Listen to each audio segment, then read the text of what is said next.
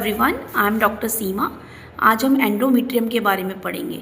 Mainly patient आके आजकल बात करते हैं कि एंडोमेट्रियम की थिकनेस कितनी होनी चाहिए कंसीविंग के लिए, या हमें प्रेगनेंसी प्लान करनी है तो कितने एमएम में एंडोमेट्रियम की लाइनिंग होएगी, हम प्रेग्नेंट हो जाएंगे। तो इसके लिए सबसे पहले एंडोमेट्रियम होता क्या है। एंडोमेट्रियम एक लाइनिंग है यूट्रस के अराउंड, ये जो खून से बनी होती है, ब्लड से बनी होती है, और इसको खूनी परत भी कहते हैं, बच्चेदानी की खूनी परत भी कहते हैं।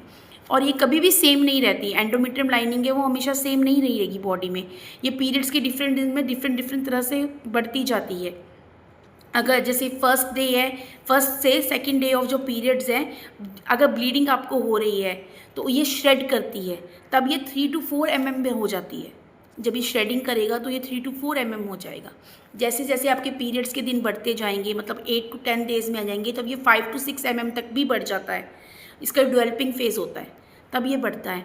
जैसे ही आप पीरियड्स के 14 to 15 डे में पहुँचेंगे तो इसकी जो लाइनिंग है वो 7 mm से ऊपर होनी चाहिए। 7 to 11 होगी तो it is very good for the pregnancy. और पीरियड्स के भी 20 to 23rd डे तक हम इसको मेंटेन करके रखते हैं कि ये 11 to 12 mm तक ही रहे, ताकि हमको प्रेगनेंसी ईजिली हो चुके। अगर 15 दिन में ये इंक्रीज़ कर जाती है 14 to 15 mm तक, तो इसको हम हाइपरप्लेजिया कहते हैं। हाइपरप्लेजिया कहते हैं, इसमें भी प्रेगनेंसी होने के चांसेस नहीं होते। इसके लिए भी आपको ट्रीटमेंट लेना पड़ेगा। और अगर ये 14 to 15 डेज़ के बाद भी, पीरियड्स के बाद भी ये 6.5 mm से नीचे रहती है, तब भी आपको प्रेगनेंसी नहीं हो सकती। बाई चांस आपको प्रेगनेंसी रह भी गई तो ये अर्ली अबॉर्शन का चांसेस हो जाता है। इसलिए एंडोमेट्रियम की जो लाइनिंग है, जो हेल्दी एंडोमेट्रियम है, वो 7 to 9 mm होना चाहिए during 15 days of the period, कि आपको प्रेगनेंसी हो सके। अगर ये उससे कम है, अगर ये 6 mm तक है या 6.5 mm तक है, तब भी ऑन 15 डे ऑफ पीरियड, तब भी आपको प्रेगनेंसी नहीं हो सकती। अगर ये बढ़ गई, इसका हाइपरप्लेजिया है, 14 to 15 mm हो गया, तब भी आपको प्रेगनेंसी नहीं हो सकती।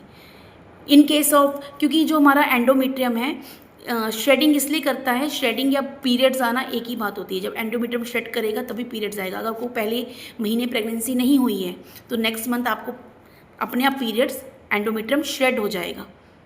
अगर वो श्रेड नहीं हो रहा है, आपको पीरियड्स नहीं आ रहे हैं, तो यू मीन कि आप प्रेग्नेंट हो।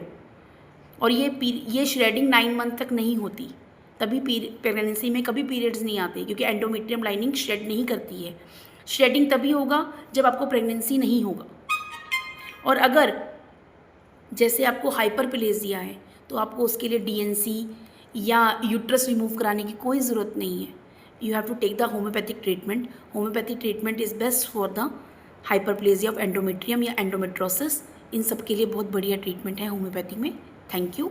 अगर आप भी इसके बारे में कुछ और भी जानना चाहते हैं तो प्लीज़ हमें कमेंट करें या कॉल करके आप बात कर सकते हैं। Thank you.